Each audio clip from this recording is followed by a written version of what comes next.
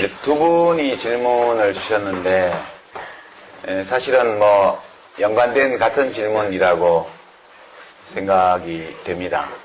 함께 묶어서 답을 드리면, 이른바 386 정치인들, 지금 뭐 486이다, 뭐, 이제 50대에 들어가니까 586이다, 이런 얘기도 나오는데요. 이제 그분들도 실패했죠. 대부분 이제, 뭐 아닌 분도 있지만 전대협 의장, 맥기 의장, 뭐 이런 분들이 많고, 또, 어느 대학 총학생회장, 뭐 이제 이런 분들도 많고 한데요. 이제 유명한 그런 전대협 의장 출신의 소위 386 정치인, 들의 실패 원인은 이제 둘 중에 하나, 혹은 둘 다일지도 모르겠습니다. 첫 번째는 그분들이 세대 대표성을 가지고 정치에 진입을 하긴 했는데, 그 진입하는 과정이 이른바 간택에 의한 거였어요. 간택.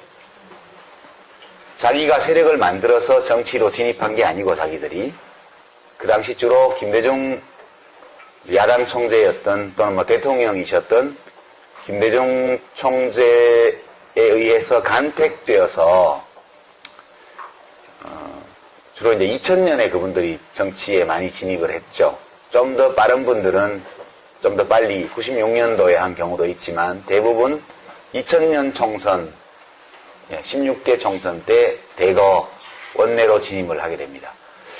그러니까 김대중 대통령에 의해서 간택되어서 공천을 받고 지원을 받고 그렇게 해서 국회의원이 된 거. 자기 실력으로 진입한 게 아니기 때문에 처음부터 국회 정치에 들어갔다고 해서 뭐가 생기는 건 아니라는 거예요. 자기 자산을 만드는 과제가 처음부터 있었던 거죠. 간택된 것만으로, 국회의원이 된 것만으로 국민에게 인정받을 수는 없다.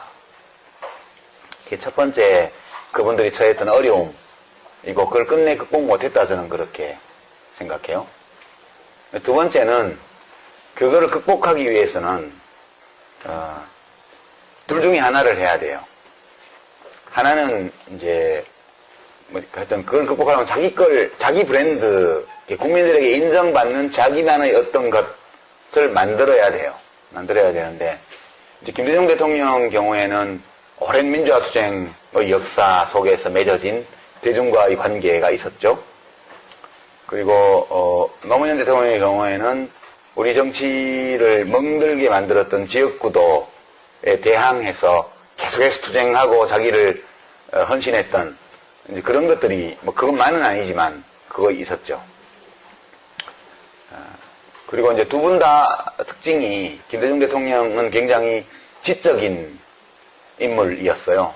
공부도 많이 하시고 책도 많이 읽으시고 그리고 보통 사람 눈높이에 맞추어서 자기의 역사 철학이나 정치 철학을 펼 수 있는 그런 일종의 기능적인 면에서요.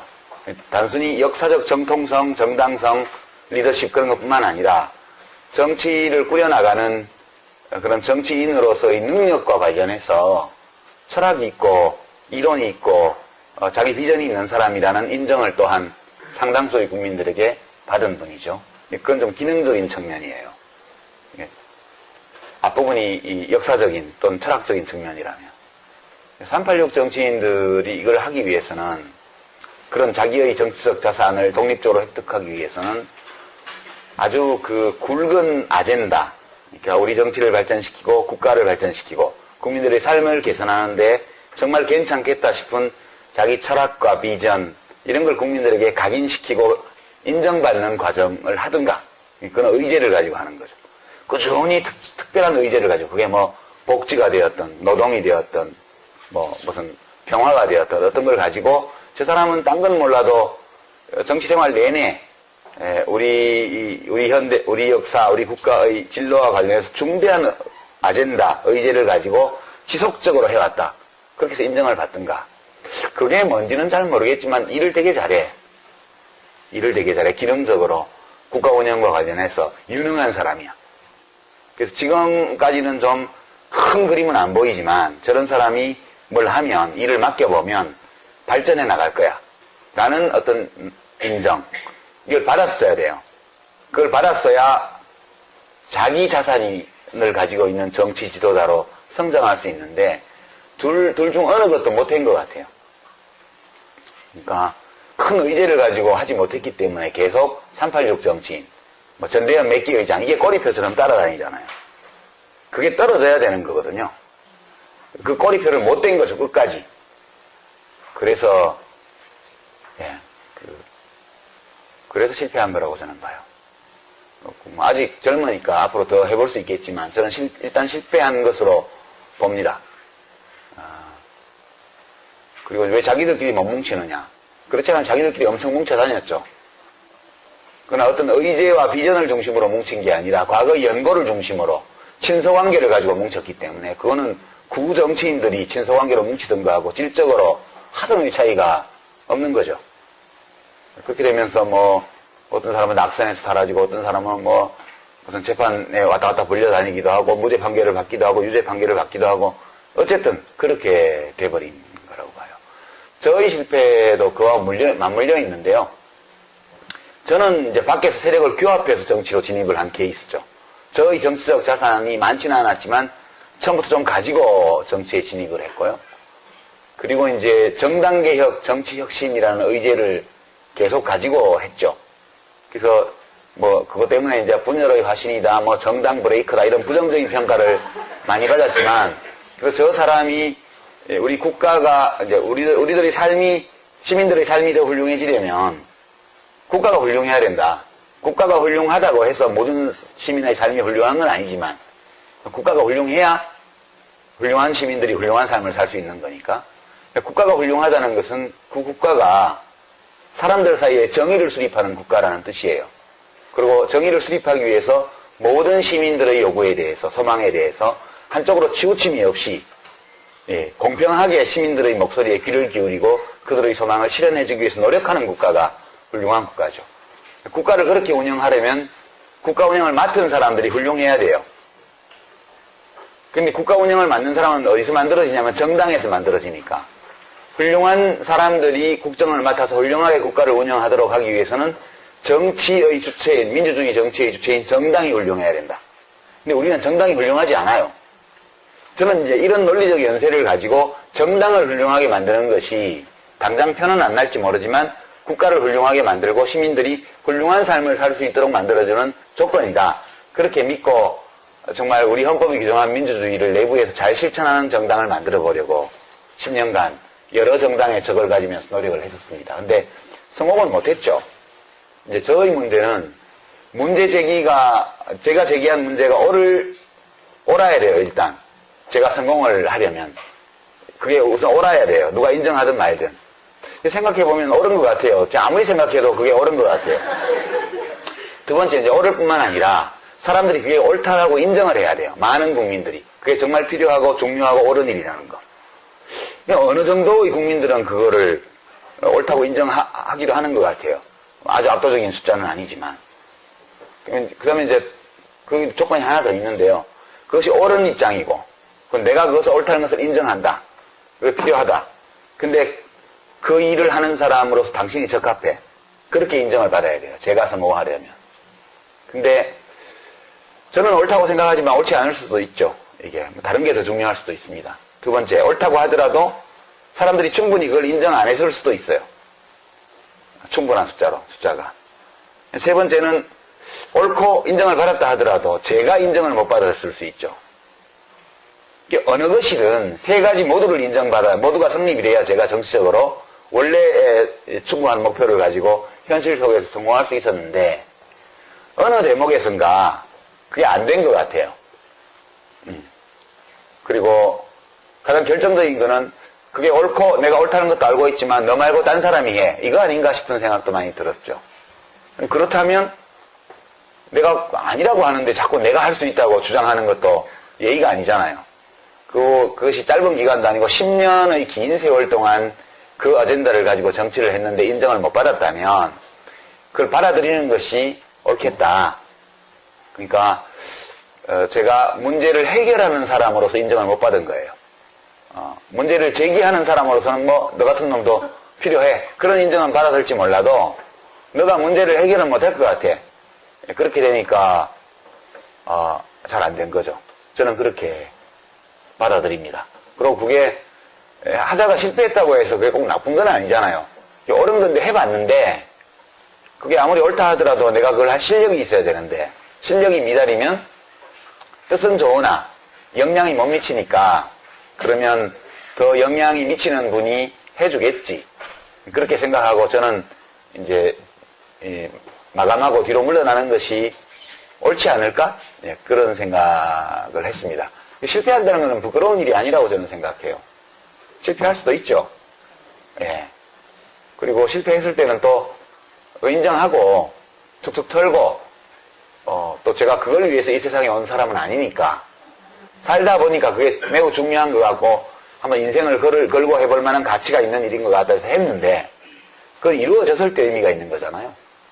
근데 이루어지지 않았고 이루어질 가능성이 별로 안 보이고 그렇게 잘 안 된 이유 중에 나의 부족함이 중요한 원인으로 작용했다면 그러면 그거를 받아들이고 다른 삶을 찾아보는 것이 괜찮겠다. 왜냐하면 훌륭한 세상, 시민들이 훌륭한 삶을 살 수 있는 세상을 만드는 것이 길이 꼭 정치만 있는 것은 아니기 때문에 예, 저는 그렇게 생각하고 실패를 인정을 했습니다. 하고 나니까 되게 후련하더라고요. 예. 그렇게 답을 드리고요. 이제 다른 질의응답을 해볼까요? 손 들어주시면 제가 예. 저는 민주나 진보 이런 말이 들리면 민주는 왠지 자유롭고 행복하고 이런 느낌이 들고요. 진보는 앞서 나가는 진취는 그런 느낌이 듭니다. 그런데 요즘 젊은 사람들이나 아니면 저희들에서 마찬가지고 물론 일베에서 나온 말이긴 하지만 어느 아이돌 스타가 저희는 민주화하지 않아요. 민주가 마치 안 좋은 의미처럼 느껴지고 또 오늘 신문에 안철수 의원이 저희 의원이긴 한데요. 시장직 교수가 생각하는 철학과 나랑 다르다. 내가 맡으려는 신당은 진보 신당이 아니다.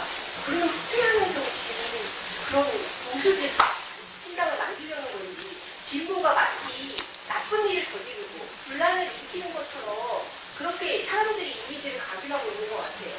그거에 대한 책임감이 혹시 지금까지 진보 정치와 민주 정치를 해왔다는 그 정당 사람들의, 정당 활동인들의 문제가 아니었을까 하는 생각이 들거든요. 그거에 대해서 책임감을 좀. 예. 지금까지 진보 정치를 해온 사람들 책임이죠. 저는 그렇게 생각해요. 기본적으로 어디다 책임을 묻겠습니까? 당사자들이 책임을 져야죠. 근데 이제 조금 동떨어진 얘기 같지만 인문학 강좌니까 좀 인문학적으로 그거를 해석을 하면요. 요즘 이제 개코네요.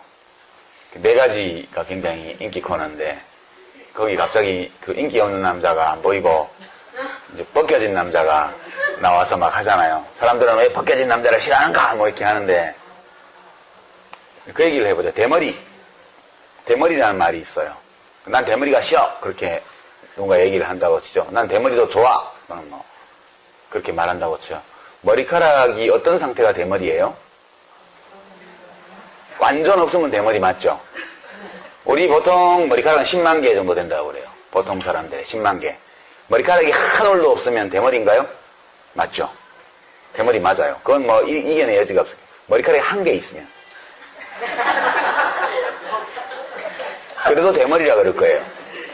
머리카락이 한 개 있는데 대머리라고 안 그러겠어요? 머리카락이 10개 있으면요. 머리카락이 100개 있으면요. 10,000개 있으면요. 5만 개 있으면 어떻죠? 머리카락이 5만 개 있으면요. 대머리예요, 아니에요? 좀 헷갈리죠? 5만 개 있으면 제 생각엔 대머리라고 안 할 것 같아요. 머리카락 2개 있는 자리에 1개씩 고르게 쫙 있으면. 근데 5만 개가 뒤에하고 옆에만 있고 위에 앞에하고 위에 하나도 없으면 대머리라고 그럴 거예요. 인간은 언어로 사고해요. 진보라는 것도 단어잖아요. 언어잖아요. 되게 우리가 언어적 개념을 만들 때는 극단적인 형태를 설정하고 만들어요. 아이디얼 타입. 그러니까 전형. 대머리 하면 머리카락이 하나도 없는 게 대머리예요. 그렇지만 머리카락이 좀 있어도 대머리거든요. 그러면 대머리와 대머리 아닌 경계선이 어딜까? 굉장히 모호합니다. 그렇죠. 이게 이제, 이 논리학에서 이게 굉장히 문제가 되는 그런 이슈예요, 이런 게. 우리가 가지고 있는 개념을 믿을 수 있는가? 언어적 개념들을. 그러니까, 진보하면 뭐죠? 그 어떤 진보라는 관념에 부합하는 어떤 아이디얼 타입이 있을 거예요. 프로토타입. 그러니까 전형, 원형. 근데 실제 그런 진보는 현실 속에 존재하지 않아요. 보수, 그것도 있을 거예요, 아마. 우리가 보수하면 떠올리는 어떤 이상형, 이상적인 게. 근데 실제로 누가 그게 딱 맞는 보수 인사가 있을까? 그렇지 않을 거예요. 100가지 이슈가 있으면 100가지 이슈에 대한 자기 나름의 판단이 있고, 그 중에 그럼 보수의 우리가 원형, 전형으로 얘기하는 거, 진보의 원형, 전형으로 얘기하는 게 100가지 구분법이 있다고 생각해봐요. 보수는 뭐 사형제 찬성, 진보는 반대. 보수는 해외 파병 찬성, 진보는 반대. 보수는 비정규직 찬성, 진보는 반대. 이렇게 나눴다 안 났다고 생각을 해봐요. 그러고 나서 그 100가지 문항을 질문을 쭉 해요. 100개 다 어느 한쪽으로만 답하는 사람이 있을까요? 그러면 보수로 분류되는 답변 100가지 중에 10가지 빼고 다 보수 쪽으로 답했다면 보수예요? 보수 맞다고 그럴 거예요. 49개는 어때요? 그러니까 우리가 언어로 사고를 하기 때문에. 근데 노동중심의 진보정당이라고 얘기를 할 때 최장집 교수가 생각하는 게 있어요. 그 노동중심의 진보정당 할 때 안철수 의원이 생각하는 게 있어요. 두 개가 똑같지 않아요. 우리는 이렇게 똑같은 단어를 사용하지만 되게 그 언어적 개념으로 사고를 하기 때문에 같지 않은 거예요. 사실 우리가 어떻게 보면 같지 않은 걸 가지고 계속 다투는 거예요. 그러니까 이거는 어떻게 보면 해결할 수 없는 문제라는 느낌도 좀 들어요. 그래서 이 문제에 관해서는 지나치게 그것을 확실하게 개념 규정하고 나누려고 하지 말았으면 좋겠다. 저는 그렇게 생각합니다.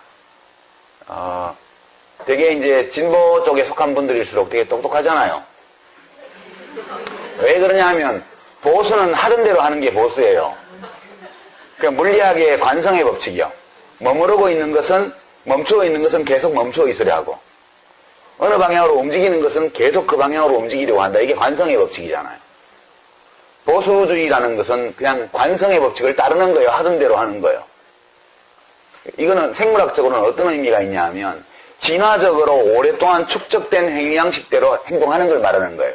누가 우리 가족을 죽이면 나도 그놈을 죽이는 거. 이게 굉장히 자연스러운 거예요. 수백만 년 동안 그렇게 살아왔어요. 국가가 이 복수를 대행해주기 시작한 거는 얼마 안 된 일이라고요. 몇 천 년 안 돼요.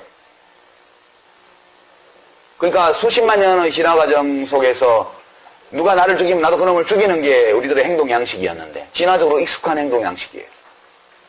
근데 이걸 내가 죽이지 않고 국가가 대행해준다? 이거는 매우 새로운 거예요. 심지어는 국가가 대행도 하지 마라. 이제는 복수를 하지 마라. 복수를 하되 그 복수가 똑같은 형식으로 죽이는 식의 복수가 아니고 그냥 가다 놓고 내가 낸 세금으로 밥 주고, 이거는 너무너무 이상한 거예요. 이거는 예? 너무너무 이상한 거라고. 우리들의 본능, 우리가 획득해 있는 진화적 본능에 맞지를 않아요. 진보는 거슬러 가는 거거든요. 오래 축적되어 온, 진화 과정에서 축적되어 온 익숙한 사고방식과 행위 양식을 변화를 주는 게 진보예요. 그러니까 진보는 관성의 법칙을 이겨내려면, 멈추고 있는 것을 움직이게 하려면, 이 방향으로 움직이는 것을 멈추게 하려면, 또는 이 방향으로 움직이는 것을 방향을 틀게 하려면 뭔가 작용을 가해야 되고, 작용을 가하기 위해서는 작용을 가하기 위한 목표가 있어야 돼요. 우리들의 생각 속에. 진보는 똑똑하다고요. 보수는 별로 생각할 필요가 없어요. 그냥 기분대로 하면 돼요. 그러니까 이렇게 되다 보니까 진보 쪽은 되게 까다롭다고요. 소고기 등급 심사하듯이 1등급 소고기, 2등급 소고기 하듯이 명품 진보, 짝퉁 진보 이렇게 나누려고 그러고. 근데 우리는 진보를 위해서 태어난 사람들이 아니잖아요. 우리가 어떤 문제에 대해 생각할 때 이것이 옳으냐, 옳지 않으냐 그렇게 판단하는 게 맞죠. 이게 보수냐, 진보냐. 보수는 어때요? 내 마음속에 그게 옳다고 생각되면 좋은 거죠. 보수 진보를 위해서 우리가 존재하는 게 아니고 우리들의 좋은 삶을 위해서 보수도 있고 진보도 있는 거라고요. 어떤 잣대를 댈 때 진보가 하는 거면 옳고 보수가 하는 거면 틀렸다 이거 아니라고 봐요. 우리들 각자는 옳고 그름에 대한 윤리적 직관을 가지고 있다고요. 근데 어디 노동조합에서 큰 회사 노동조합에서 무슨 장기 근속하고 퇴직한 자녀에게 신입사원 선발할 때 가산점을 준다. 이거에 진보 보수를 댈 이유가 있어요? 그냥 그건 들으면 기분이 나쁘잖아요. 우리들의 직관이 그건 옳지 않아라고 말을 해요. 이 윤리적 직관은 문명이 준 게 아니에요. 평등, 정의, 자유에 대한 윤리적 직관이라는 것은 우리가 생물학적으로 획득한 본능이라고요. 3살짜리 애들도 다른 애들은 사과를 2개 주고 자기를 1개를 주고 화를 내요. 식탁에서 다른 애들은 등받이 있는 의자를 주고 자기는 등받이 없는 나무 의자를 주면 화를 낸다고요. 그게 어디서 왔느냐? 평등에 대한, 그러니까 이유 없는 차별에 대한 분노, 이런 것들은 우리가 획득한 자연적 본능이에요. 이게 되게 그런 종류의, 그러니까 똑같이 자동차 타이어를 문짝을 조립하는데 왼쪽 문짝 조립하는 정규직은 6천만 원 주고 1년에 오른쪽 문짝 조립하는 비정규직 사내 하청은 3천만 원 준다. 그 얘기를 듣는 순간 기분이 나쁘다고요. 그러니까 그런 것은 진보 보수를 따질 필요, 그런 논리적인 잣대를 댈 것 없이 우리들의 직관이 바로 얘기를 해요. 이제 칸트 같은 철학자가 그걸 가장 잘 지적을 해냈죠. 사람은 경험하지 않고도 자연이 명하는 이성의 법칙을 찾을 수 있다고 얘기를 했어요. 정언명령. 1번이 내가 스스로 세운 행위의 준칙에 따라 행동하되 그 준칙이 보편적 법칙이 될 수 있다고 주장할 수 있는 준칙이어야 한다. 그런 거죠. 2번째는 나 자신이든 타인이든 사람을 언제나 한결같이 목적으로 대하라. 수단으로 삼지 말라는 거예요. 칸트는 이 정언명령 2가지를 인간이 경험의 도움을 받지 않고도 순전히 이성의 힘만으로 이 인식에 도달할 수 있다고 주장을 했는데 그걸 달리 쉽게 표현하면 그것이 우리의 윤리적 직관이라고요. 생물학적으로 취득한. 안 가르쳐도 알아요. 그걸 칸트는 되게 어렵게 얘기해놨고 자, 그 책을 읽으면서 이 얘기를 하는데 왜 시간과 공간에 대한 개념 규정부터 하지? 그래갖고 막 700페이지, 800페이지가 나가야 그 얘기가 나와요. 칸트는 대단한 천재니까 그런 거고 우리 같은 범인들은 그냥 그렇게 생각하면 돼요. 옳고 그러면 그냥 알 수 있다. 대부분의 경우에. 그러니까 저는 기자분들이 그렇게 그냥 뭐 말에 좀 차이가 나면 그거 가지고 막 진짜 깍두기 한 접시 나오면 한정식 한 상을 차리는 식으로 기사들을 쓰잖아요. 그런 것들이 인간 사회를 어지럽게 만드는 원인이다. 그리고 이제 특히 진보주의를 좋아하는 분들일수록 그게 강해요. 자꾸 쪼개보려는 거예요. 공통점을 찾기보다는 차이를 찾으려고 그러죠. 그 분위기로 가면 안철수 신당도 잘 안 될 거라고 저는 생각하죠. 그게 뭐 중요한가요, 그게? 그렇게? 네. 이 시대에 옳지 않은 것이 많다면, 우리 생각에. 그러면 그 옳지 않은 것들을 바로잡고 옳은 것으로 가려는 그런 의제, 이슈, 정책, 그리고 그 옳은 것들을 할 수 있을 것으로 여기지는 자격을 가진 사람들을 불러 모으고, 그렇게 해서 정당을 하면 그냥 되는 거죠. 예. 근데 이게 정답인데, 인간은 정답을 알아도, 그 정답대로 하기에는 너무나 문제가 많은 존재이기 때문에 잘 되진 않겠죠. 인간 그 자체가 문제라는 거죠. 예. 그렇게 좀 애둘러서 답변을 드립니다. 예. 제가 정부의 입장으로, 수학의 입장으로 좀 보냈는데요. 요즘 이제 복지가 가지잖아요. 그러니까 예전에는 복지가 무조건 빨갱이로 몰리다가 지금 이제 박근혜 대통령까지도 복지, 경제민주화 얘기를 하고 있거든요. 근데 어쨌든 보건복지부 장관을 하셨는데요. 이 시간에 그냥 제가 보건복지부 장관 때 하신 여러 가지 일들에 대한 깔때기를 좀 하실 시간도 좀 드리고 싶고요. 오해도 많은 것 같아요. 용기병원 이런 부분에서 계속 이신희 작가님께서 하신 것으로 사람들이 얘기도 많이 하고 그러는데 어쨌든 복지에 대한 얘기를 좀 한번 보건복지부 장관 시절 얘기를 한번 해보세요. 아니 뭐 깔때기는 할 생각이 별로 없고요. 그냥 한 사례를 가지고 얘기를 하죠. 이제 우리들의 삶과 관련해서 복지라는 이슈가 어떤 문제, 어떤 좋은 점, 어떤 왜곡 또는 어떤 옳지 않은 것들을 일으킬 수 있는지 이를 좀 얘기를 할 필요는 있는 것 같아요. 이게 철학적으로 보면 정말 많은 이슈거리를 내포하고 있는 건데요. 두 가지 예를 들어보죠. 제가 이제 의료급여를 손을 댔다가 이제 이 진보적 그 보건 분야의 진보적 시민단체들한테 엄청 욕을 먹었어요. 그러니까 어떤 욕을 먹었냐면 가난한 사람을 등쳐가지고 세금을 절약하려고 그런다 이런 식의 것이요. 이제 우리 의료급여 제도라는 거는 기초생활보장 대상자들에게 한 20몇 가지 혜택을 선정이 되면 확 주거든요. 주는데 그 중에 하나가 의료급여예요. 일종 의료급여는 무료거든요. 완전히. 이제 제가 그 제도를 보면서 들었던 의문이 이 돈이 없어서 치료를 못 받는 사람이 있어서는 안 된다. 이거 제 공감해요. 생명은 귀중한 것이기 때문에. 근데 그에 공감은 하는데 보통 사람들은 다 20%, 30%의 본인 부담금을 낼 뿐만 아니라 건강보험료도 내잖아요. 자기 소득의 한 6%를. 근데 그 내는 사람들 중에도 굉장히 본인 부담금이 버거워서 병원 가는 걸 꺼리는 사람들이 있어요.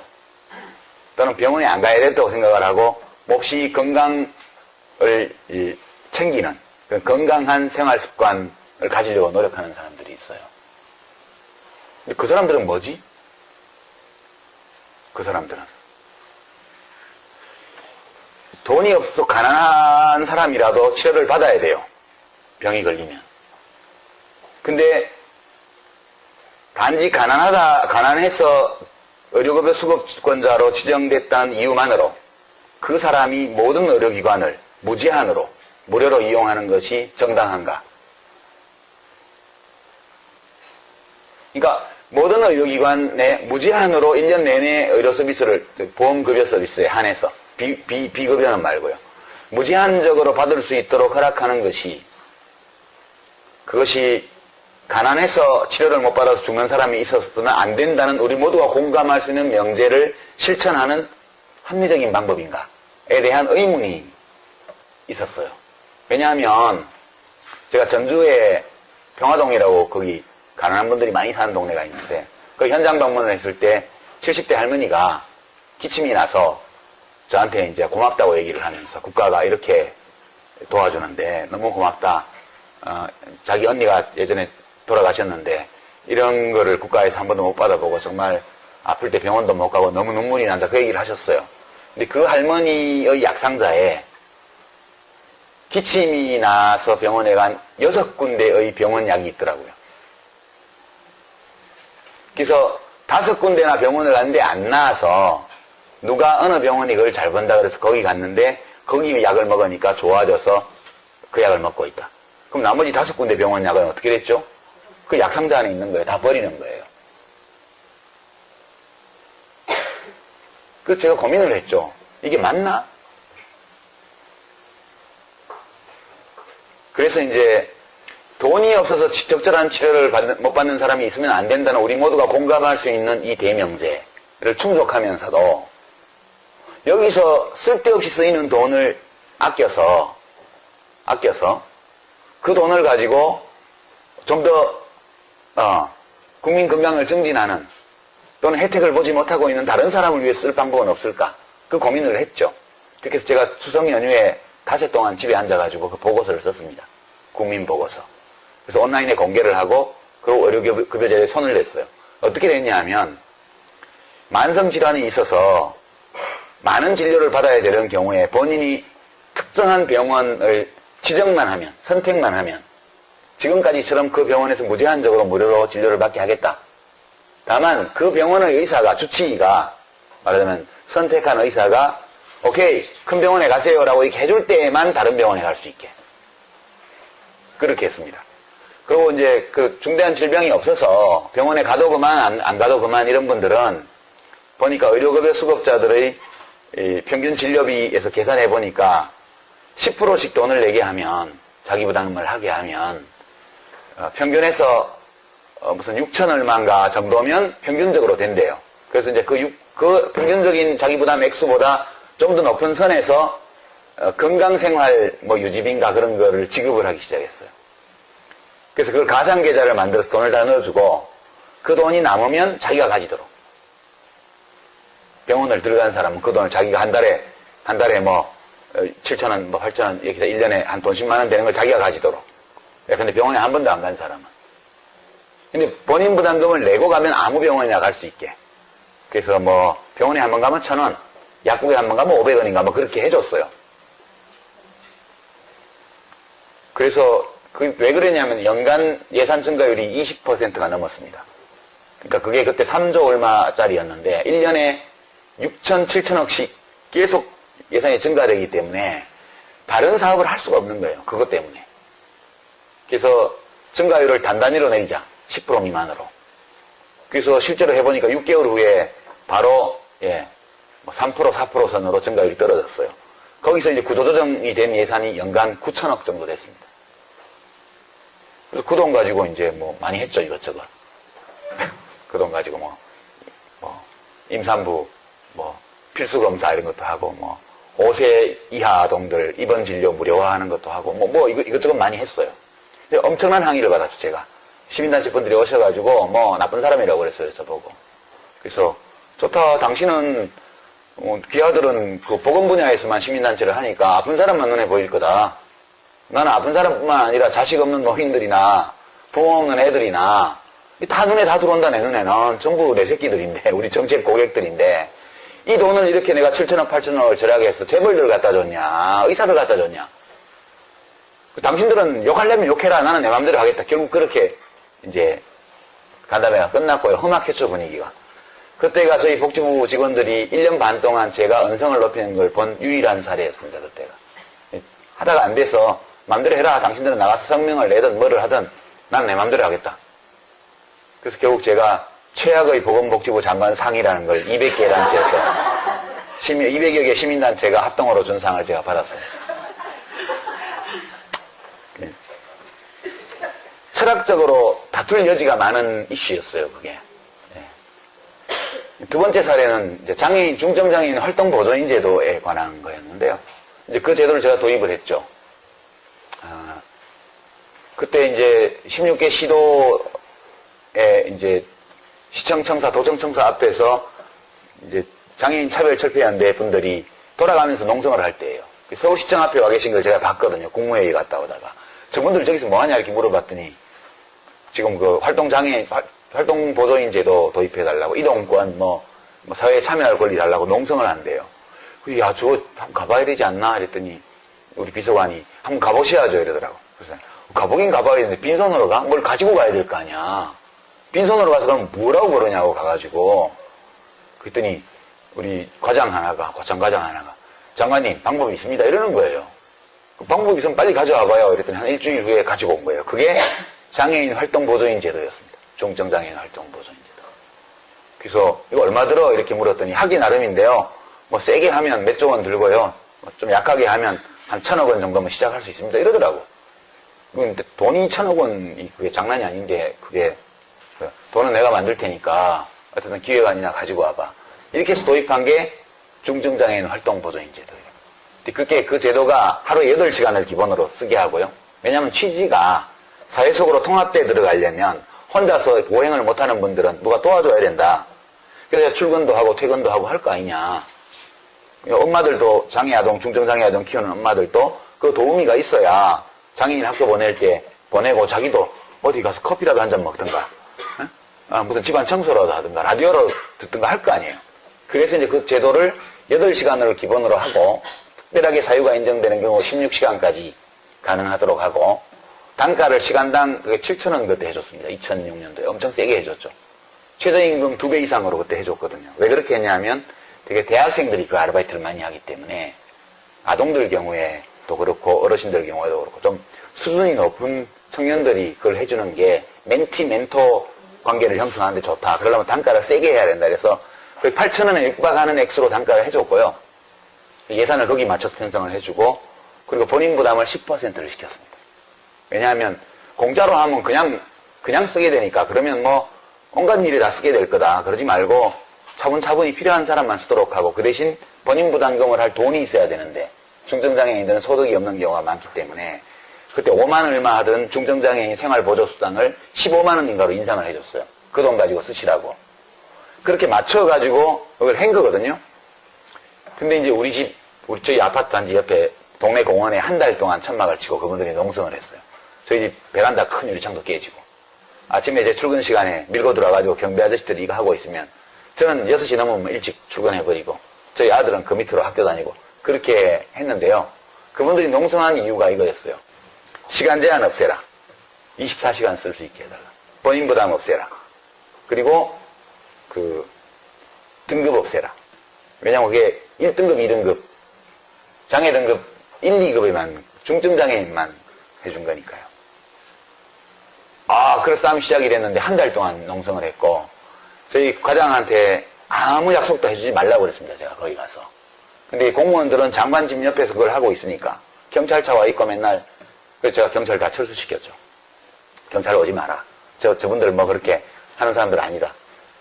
근데 워낙 장관이 면이 깎인다고 생각했는지 과장이 가서 뭐 전향적으로 검토해보겠다 이런 약속을 해서 농성을 해산을 시킨 거예요. 그 더운데 그러고 있으니까. 그러니까 이제 나중에 장관이 시건을 했다, 약속을 위반했다, 어쩌라 엄청 공격을 했는데요. 그때 제가 고민했던 게 그런 거예요. 만약 등급 구분을 없애고 모든 장애인, 등록 장애인에게 그거를 해주고 자기가 필요하다고 판단하는 사람에게 24시간 붙여주고 그리고 본인 부담이 없이 무료로 쓰게 한다면 예산이 얼마 들까? 물어봤더니 한 3조 원 든다고 그러더라고요. 시뮬레이션 해보니까. 그러면 공급이 될까? 거기 보조인이 있어야 되는데 아무나 보조인을 할 수 있는 게 아니잖아요. 주로 이제 사회복지과 학생들이라든가 뭐 이런 학생들이 많이 하는데 공급 업체가 있을까? 그 공급 업체가 없으면 지방자치단체에서 그걸 해야 될 거 아니에요. 그럼 지방자치단체에서 센터를 만들어서 엄청난 인력을 고용하고 사람을 조직하고 이렇게 공급을 해야 되는데 단기적으로 불가능하다는 거예요. 나중에 시간이 좀 가면 몰라도. 그래서 그럼 욕먹어도 할 수 없다. 그냥 이렇게 가자 해서 그냥 그렇게 간 거예요. 지금도 제가 그걸로 욕을 먹고 있죠. 네. 근데 저는 생각에 24시간 등급 제한 없이 무료로 제공한다면 국회에서 이게 예산이 통과될까? 국민들이 뭐라고 그럴까? 그거는 그냥 시체 말라고 몸종을 붙여주는 거예요. 그럼 우리가 장애인들, 활동이 혼자서 어려운 장애인들을 도와야 된다는 명제에는 모두가 찬성하지만 개인 비서처럼 24시간 1년 365일 평생 그렇게 누구를 붙여주고 그걸 100% 세금으로 그냥 한다. 이럴 경우에 이 방안을 실현하기 위한 예산이 국회를 통과할 수 있을까? 이런 고민을 했던 거죠. 국회 통과는 차치하고라도 그것이 옳은 일일까? 에 대한 고민이 있었어요. 복지라는 건 그런 건데요. 저는 이제 삶에 대한 책임은 내 자신에게 있다고 생각해요. 늘. 환경이 아무리 나쁘고 제도가 아무리 잘못되어도 삶에 대한 근원적인 책임은 나에게 있다. 그리고 주관적으로는 그렇게 생각해야 맞고, 그러나 객관적으로 보면 그 사람에게 책임이 다 있지 않은 경우가 무지 많아요. 따라서 국가와 사회에도 책임이 있죠. 그 사람이 자기 힘으로만 극복하기 어려운 조건에 처해 있을 때 그것을 자신의 힘으로 어느 정도 극복 가능한 수준까지 사회나 국가가 해줘야 된다. 그거를. 그렇게 저는 인정을 해요. 그렇게 되면 자기 자신과 국가가 책임을 나눠지는 거죠. 언제나 국가의 지원은 독립적으로 살아가고자 하는 자구적인 삶에 대한 지원이어야 한다. 저는 그렇게 생각합니다. 모든 것을 다 국가가 책임진다. 저는 반대예요. 저는 싫어요. 그게. 왜 국가가 내 모든 걸 책임지는데 뭐 때문에 국가가 그걸 책임져야 돼요. 나는 국가가 해준다고 해도 싫어요. 내 인생은 내가 산다. 이렇게 생각하는 거지. 그래서 삶에는 공동체와 그 개인이 책임을 공유해야 된다고 저는 보는 거예요. 기본은 자기 자신이고, 그리고 그 사람의 상황과 그 사람이 처한 조건에 따라서 필요한 만큼 사회와 국가가 개입해서 같이 책임을 져줘야 된다. 이것이 바람직한 복지 시스템이다. 이렇게 생각하고요. 되게 우파들은 전통적으로 보수는 자기 책임이지 이걸 되게 강조하고요. 왜냐하면 그렇게 살아왔거든. 수백만 년 동안. 자기 자신과 가족들이 책임지고 살아왔어요. 진보 좌파들은 국가가 책임져야 된다. 뭐든지. 요람에서 무덤까지. 저는 싫어요. 요람에서 무덤까지. 무덤 만들고 싶지도 않아. 그러니까 좋은 것은 그 양극단 어느 중간에 있는 거겠죠. 그게 무게중심이 어디까지 가야 될지는 사람들의 생각에 달린 거예요. 근데 우리가 진보 보수하면 되게 이념형을 많이 생각하기 때문에 최대한의 국가 책임, 이게 진보의 전유물인 것처럼, 주장인 것처럼 보이고, 최대한의 개인 책임, 이게 보수의 전유물인 것처럼 보이는데, 박근혜 대통령이 거기서 좀 벗어났단 말이에요. 국가도 책임이 있어. 이렇게 왔고. 근데 그게 그만큼 진전된 거죠. 그럼 진보는 계속 그러면 이념형을 고집하는 걸로 갈 거냐? 저는 그건 아니라고 보는 거죠. 사람들이요, 적당하다고 생각하는 게 있는 것 같아요. 그게 논리적인 게 아니고 직관적인 거예요. 예를 들어 여러분들 고용보험, 건강보험, 국민연금 다 반씩 내죠, 직장인들은. 사용자가 반 내고 자기가 반 내잖아요. 그쵸? 왜 반일까요? 왜 50대 50으로 낼까요? 모든 나라들이 50대 50이에요. 거의 모든 나라들이. 거기에 어떤 이론적 근거가 있을까요? 철학적 근거가 있을까요? 제가 독일에서 보건경제학 수업을 들을 때 세미나 하다가 이 질문이 나왔습니다. 제가 질문을 했어요. 비스마르크가 최초의 사회보험을, 인류 역사상 최초의 국가사회보험을 도입할 때 그 사람은 엄청난 독재자 아니에요. 박정희 대통령이 완전히 숭앙하던 인물이에요. 비스마르크, 철혈제상, 전쟁, 독재, 부국강병 그거 했던 사람이에요. 그 사람이 인류 역사상 최초의 국가사회보험을 도입했어요. 그때 반반으로 했대요. 반반으로. 그래서 제가 질문했더니 교수도 가만 생각하더니 그거 잘 모르겠는데 알아보고 다음 시간에 얘기해 줄게. 그러고 갔어요. 그 다음 주에 왔는데 아무리 찾아봐도 50대 50으로 된 그러니까 정당하다는 이론서나 이런 거 아무것도 없대요. 논문도 없고. 왜 50대 50으로 됐어? 그러니까 야 이거 노동자들 보고 다 내라 그러면 그리고 사용자도 좀 내야지. 얼마씩 낼까? 각하 반반씩 내는 게 어떻겠습니까? 그래 그게 좋겠네. 그래가지고 반반씩 냈다는 거예요. 독일에서 그렇게 내고 나니까 다 그렇게 따라간 거예요. 이게 직관이거든요. 직관. 노동자들 안 그래도 월급 적은데 그 보험료를 지 혼자 내라 그러면 너무 힘들지 않아? 그러니까 이제 일 시키는 회사에서도 내야지. 얼마 내야 되지? 그게 무슨 철학적, 이론적 논증이 있을 수 있겠어요. 반반씩 내. 그게 우리 직관이거든요. 함께 책임을 져야 된다면 일단 반반이 기본이에요. 반반. 그것이 우리 윤리적 직관인데 저는 진보 쪽에서 이 문제를 좀 생각해 봤으면 좋겠다는 거예요. 너무 이론적으로 많이 가 있어서 이 공무원들은 지침이 없으면 밥 숟가락을 못 들고요. 숟가락 들어 지침 내려면 들었다가 내려 없으면 그냥 들고 있는 거예요. 네?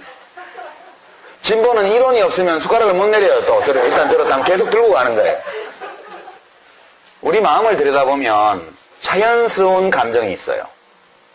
사람들이 보편적으로 공감할 만한 이 기반을 놓쳤기 때문에 저는 우리 진보 정치가 이렇게 어려워졌다.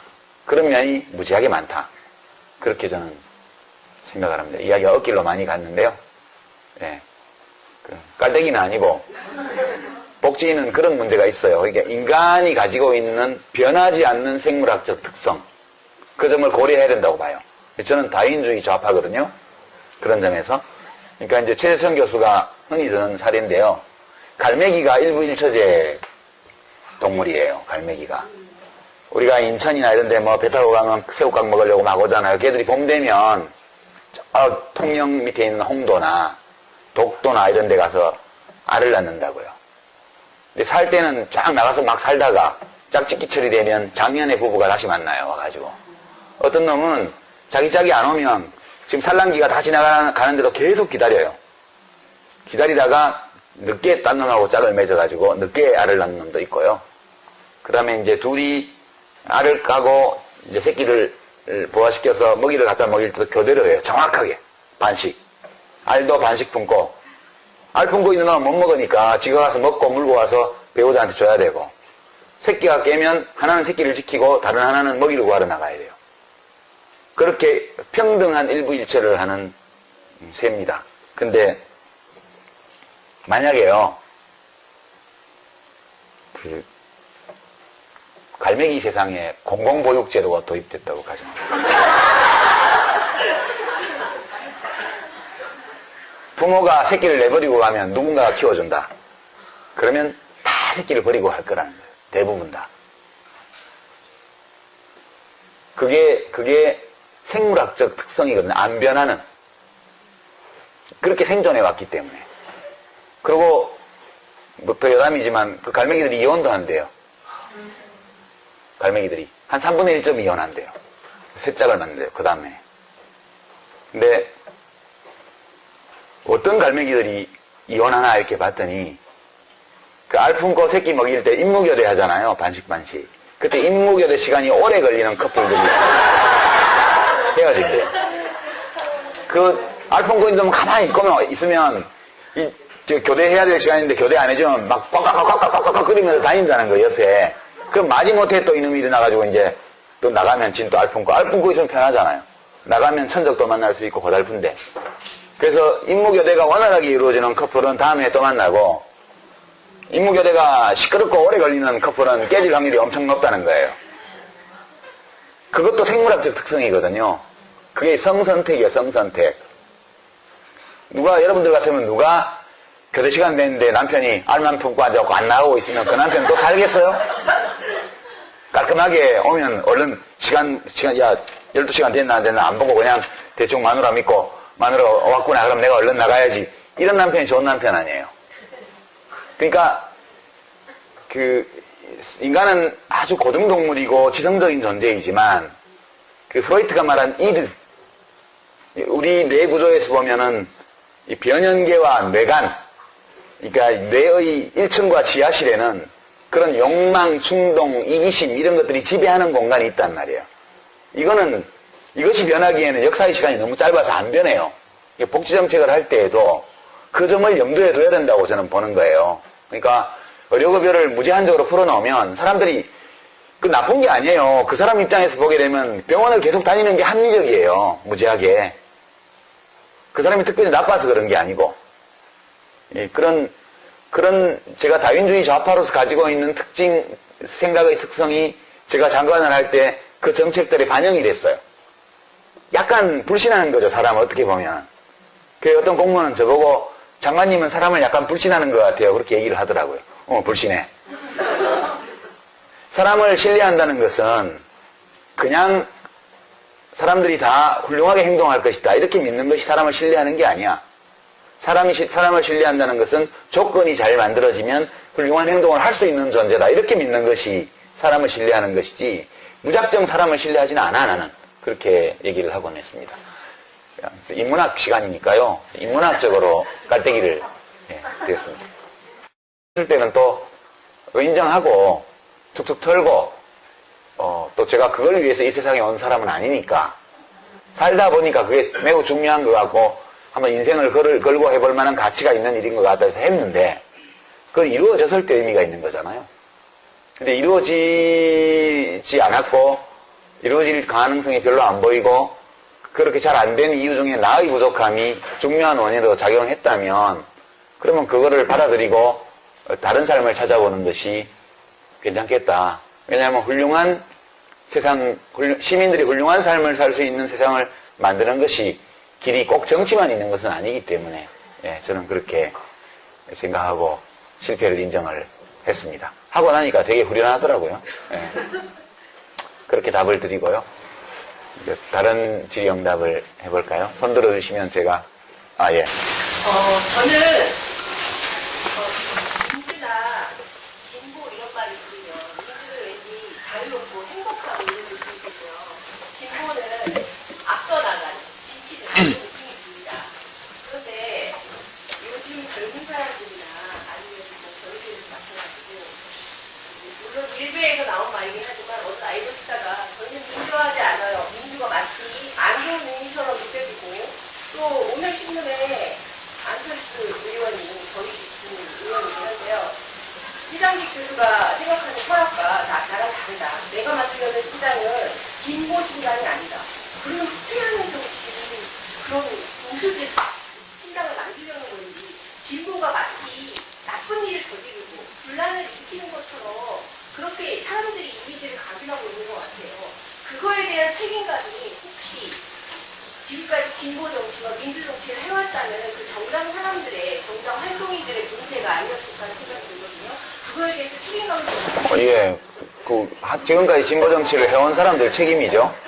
저는 그렇게 생각해요. 기본적으로 어디다 책임을 묻겠습니까? 당사자들이 책임을 져야죠. 근데 이제 조금 동떨어진 얘기 같지만 인문학 강좌니까 좀 인문학적으로 그거를 해석을 하면요. 요즘 이제 개코네요. 네 가지가 굉장히 인기 코너인데 거기 갑자기 그 인기 없는 남자가 안 보이고 이제 벗겨진 남자가 나와서 막 하잖아요. 사람들은 왜 벗겨진 남자를 싫어하는가 뭐 이렇게 하는데 그 얘기를 해보죠. 대머리라는 말이 있어요.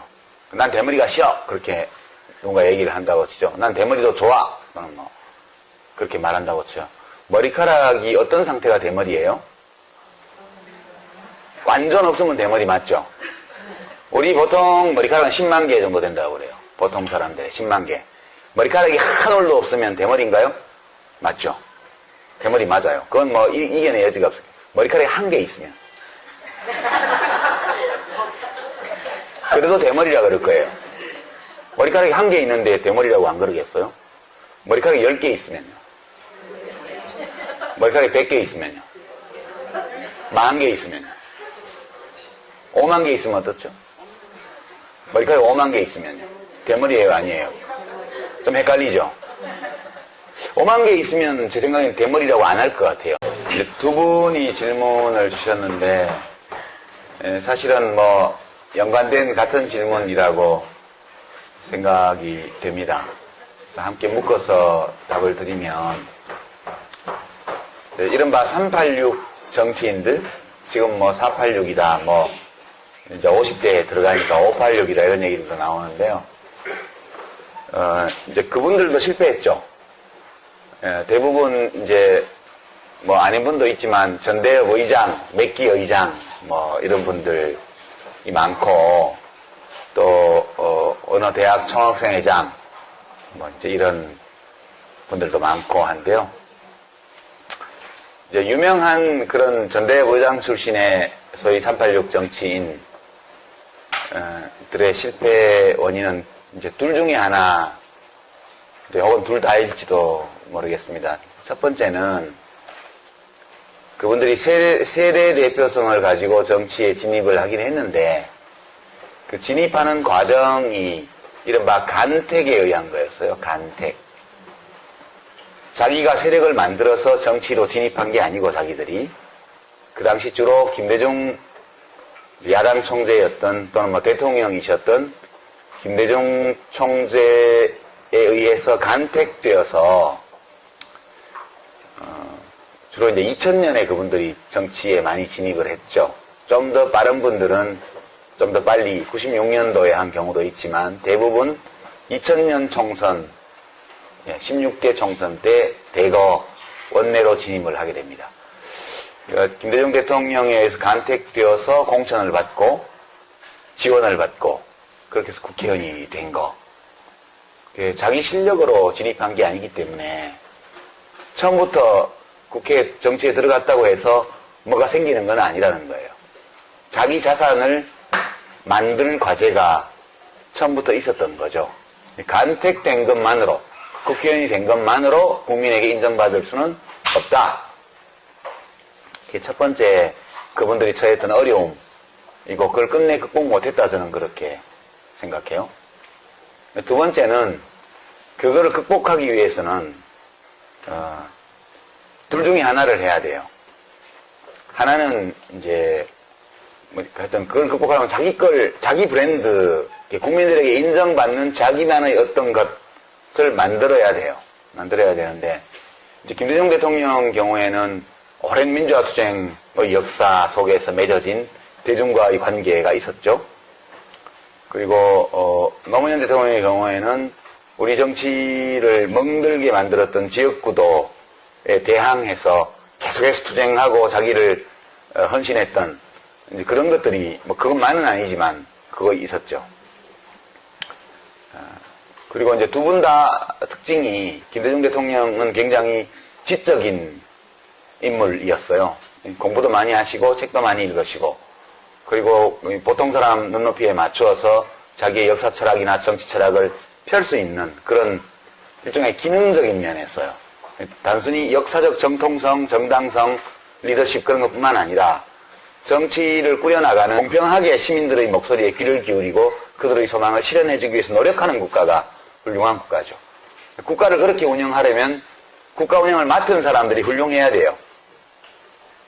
근데 국가 운영을 맡는 사람은 어디서 만들어지냐면 정당에서 만들어지니까. 훌륭한 사람들이 국정을 맡아서 훌륭하게 국가를 운영하도록 하기 위해서는 정치의 주체인, 민주주의 정치의 주체인 정당이 훌륭해야 된다. 근데 우리는 정당이 훌륭하지 않아요.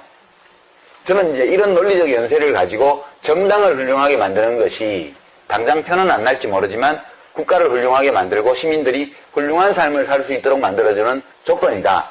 그렇게 믿고 정말 우리 헌법이 규정한 민주주의를 내부에서 잘 실천하는 정당을 만들어 보려고 10년간 여러 정당의 적을 가지면서 노력을 했었습니다. 근데 성공을 못했죠. 이제 저의 문제는 문제 제기가, 제가 제기한 문제가 옳아야 돼요, 일단. 제가 성공을 하려면. 그게 우선 옳아야 돼요. 누가 인정하든 말든. 생각해보면 옳은 것 같아요. 제가 아무리 생각해도 그게 옳은 것 같아요. 두 번째, 이제 옳을 뿐만 아니라 사람들이 그게 옳다라고 인정을 해야 돼요. 많은 국민들이. 그게 정말 필요하고 중요하고 옳은 일이라는 거. 어느 정도의 국민들은 그거를 옳다고 인정하기도 하는 것 같아요. 아주 압도적인 숫자는 아니지만. 그 다음에 이제 그 조건이 하나 더 있는데요. 그것이 옳은 입장이고, 내가 그것을 옳다는 것을 인정한다. 그게 필요하다. 근데 그 일을 하는 사람으로서 당신이 적합해. 그렇게 인정을 받아야 돼요. 제가 성공하려면. 근데 저는 옳다고 생각하지만 옳지 않을 수도 있죠. 이게 다른 게 더 중요할 수도 있습니다. 두 번째, 옳다고 하더라도 사람들이 충분히 그걸 인정 안 했을 수도 있어요. 충분한 숫자가. 세 번째는 옳고 인정을 받았다 하더라도 제가 인정을 못 받았을 수 있죠. 어느 것이든 세 가지 모두를 인정받아야, 모두가 성립이 돼야 제가 정치적으로 원래 추구한 목표를 가지고 현실 속에서 성공할 수 있었는데 어느 대목에선가 그게 안 된 것 같아요. 그리고 가장 결정적인 거는 그게 옳고 내가 옳다는 것도 알고 있지만 너 말고 딴 사람이 해. 이거 아닌가 싶은 생각도 많이 들었죠. 그렇다면 내가 아니라고 하는데 자꾸 내가 할 수 있다고 주장하는 것도 예의가 아니잖아요. 그것이 짧은 기간도 아니고 10년의 긴 세월 동안 그 어젠다를 가지고 정치를 했는데 인정을 못 받았다면 그걸 받아들이는 것이 옳겠다. 그러니까 제가 문제를 해결하는 사람으로서 인정을 못 받은 거예요. 문제를 제기하는 사람으로서는 너 같은 놈도 필요해. 그런 인정은 받아들일지 몰라도 너가 문제를 해결은 못할 것 같아. 그렇게 되니까 잘 안 된 거죠. 저는 그렇게 받아들입니다. 그리고 그게 하다가 실패했다고 해서 그게 꼭 나쁜 건 아니잖아요. 옳은 건데 해봤는데 그게 아무리 옳다 하더라도 내가 그걸 할 실력이 있어야 되는데 실력이 미달이면 뜻은 좋으나 영향이 못 미치니까 그러면 더 영향이 미치는 분이 해주겠지. 그렇게 생각하고 저는 이제 마감하고 뒤로 물러나는 것이 옳지 않을까? 네, 그런 생각을 했습니다. 실패한다는 것은 부끄러운 일이 아니라고 저는 생각해요. 실패할 수도 있죠. 예. 그리고 실패는 그런 정치인으로서의 능력과 관련해서 철학이 있고 이론이 있고 자기 비전이 있는 사람이라는 인정을 또한 상당수의 국민들에게 받은 분이죠. 그건 좀 기능적인 측면이에요. 앞부분이 이 역사적인 또는 철학적인 측면이라면 386 정치인들이 이걸 하기 위해서는 그런 자기의 정치적 자산을 독립적으로 획득하기 위해서는 아주 그 굵은 아젠다, 그러니까 우리 정치를 발전시키고 국가를 발전시키고 국민들의 삶을 개선하는데 정말 괜찮겠다 싶은 자기 철학과 비전 이런 걸 국민들에게 각인시키고 인정받는 과정을 하든가 그건 의제를 가지고 하는 거죠. 꾸준히 특별한 의제를 가지고 그게 뭐 복지가 되었던 노동이 되었던 뭐 무슨 평화가 되었던 어떤 걸 가지고 저 사람은 딴 건 몰라도 정치 생활 내내 우리 역사, 우리 국가의 진로와 관련해서 중대한 아젠다, 의제를 가지고 지속적으로 해왔다. 그렇게 해서 인정을 받든가. 그게 뭔지는 잘 모르겠지만 일을 되게 잘해. 일을 되게 잘해. 기능적으로 국가 운영과 관련해서 유능한 사람이야. 그래서 지금까지는 좀 큰 그림은 안 보이지만 저런 사람이 뭘 하면, 일을 맡겨보면 발전해 나갈 거야 라는 어떤 인정, 이걸 받았어야 돼요. 그걸 받았어야 자기 자산을 가지고 있는 정치 지도자로 성장할 수 있는데 둘 중 어느 것도 못한 것 같아요. 그러니까 큰 의제를 가지고 하지 못했기 때문에 계속 386 정치인, 뭐 전대현 맥기 의장, 이게 꼬리표처럼 따라다니잖아요. 그게 떨어져야 되는 거거든요. 그 꼬리표를 못 댄 거죠, 끝까지. 그래서 그래서 실패한 거라고 저는 봐요. 아직 젊으니까 앞으로 더 해볼 수 있겠지만 저는 일단 실패한 것으로 봅니다. 그리고 왜 자기들끼리 못 뭉치느냐? 그렇지 않으면 자기들끼리 엄청 뭉쳐 다녔죠.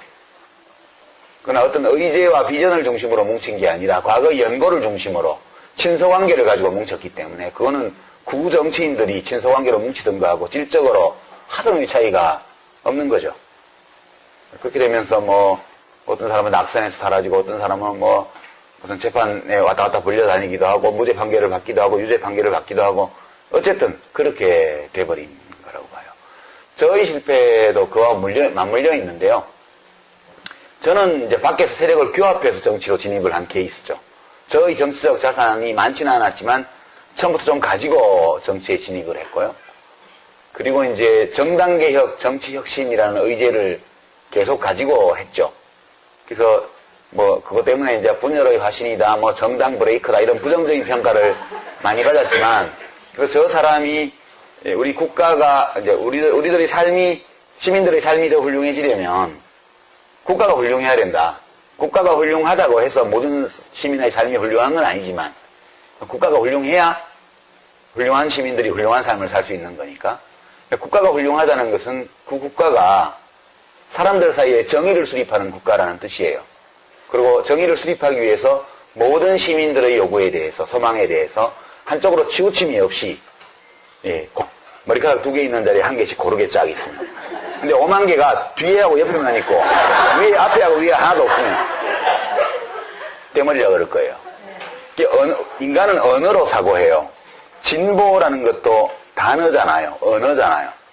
되게 우리가 언어적 개념을 만들 때는 극단적인 형태를 설정하고 만들어요. 아이디얼 타입. 그러니까 전형. 대머리 하면 머리카락이 하나도 없는 게 대머리예요. 그렇지만 머리카락이 좀 있어도 대머리거든요. 그러면 대머리와 대머리 아닌 경계선이 어딜까? 굉장히 모호합니다. 그렇죠. 이게 논리학에서 이게 굉장히 문제가 되는 그런 이슈예요, 이런 게. 우리가 가지고 있는 개념을 믿을 수 있는가? 언어적 개념들을. 그러니까, 진보하면 뭐죠? 그 어떤 진보라는 관념에 부합하는 어떤 아이디얼 타입이 있을 거예요. 프로토타입. 그러니까 전형, 원형. 근데 실제 그런 진보는 현실 속에 존재하지 않아요. 보수, 그것도 있을 거예요, 아마. 우리가 보수하면 떠올리는 어떤 이상형, 이상적인 게. 근데 실제로 누가 그게 딱 맞는 보수 인사가 있을까? 그렇지 않을 거예요. 100가지 이슈가 있으면 100가지 이슈에 대한 자기 나름의 판단이 있고, 그 중에 그럼 보수의 우리가 원형, 전형으로 얘기하는 거, 진보의 원형, 전형으로 얘기하는 게 100가지 구분법이 있다고 생각해봐요. 보수는 뭐 사형제 찬성, 진보는 반대. 보수는 해외 파병 찬성, 진보는 반대. 보수는 비정규직 찬성, 진보는 반대. 이렇게 나눴다 안 났다고 생각을 해봐요. 그러고 나서 그 100가지 문항을 질문을 쭉 해요. 100개 다 어느 한쪽으로만 답하는 사람이 있을까요? 그러면 보수로 분류되는 답변 100가지 중에 10가지 빼고 다 보수 쪽으로 답했다면 보수예요? 보수 맞다고 그럴 거예요. 49개는 어때요? 그러니까 우리가 언어로 사고를 하기 때문에 근데 노동중심의 진보정당이라고 얘기를 할 때 최장집 교수가 생각하는 게 있어요. 그 노동중심의 진보정당 할 때 안철수 의원이 생각하는 게 있어요. 두 개가 똑같지 않아요. 우리는 이렇게 똑같은 단어를 사용하지만 되게 그 언어적 개념으로 사고를 하기 때문에 같지 않은 거예요. 사실 우리가 어떻게 보면 같지 않은 걸 가지고 계속 다투는 거예요. 그러니까 이거는 어떻게 보면 해결할 수 없는 문제라는 느낌도 좀 들어요. 그래서 이 문제에 관해서는 지나치게 그것을 확실하게 개념 규정하고 나누려고 하지 말았으면 좋겠다. 저는 그렇게 생각합니다. 되게 이제 진보 쪽에 속한 분들일수록 되게 똑똑하잖아요. 왜 그러냐 하면 보수는 하던 대로 하는 게 보수예요. 그러니까 물리학의 관성의 법칙이요. 머무르고 있는 것은, 멈추어 있는 것은 계속 멈추어 있으려 하고, 어느 방향으로 움직이는 것은 계속 그 방향으로 움직이려고 한다. 이게 관성의 법칙이잖아요. 보수주의라는 것은 그냥 관성의 법칙을 따르는 거예요. 하던 대로 하는 거예요. 이거는 생물학적으로는 어떤 의미가 있냐 하면 진화적으로 오랫동안 축적된 행위 양식대로 행동하는 걸 말하는 거예요. 누가 우리 가족을 죽이면 나도 그놈을 죽이는 거. 이게 굉장히 자연스러운 거예요.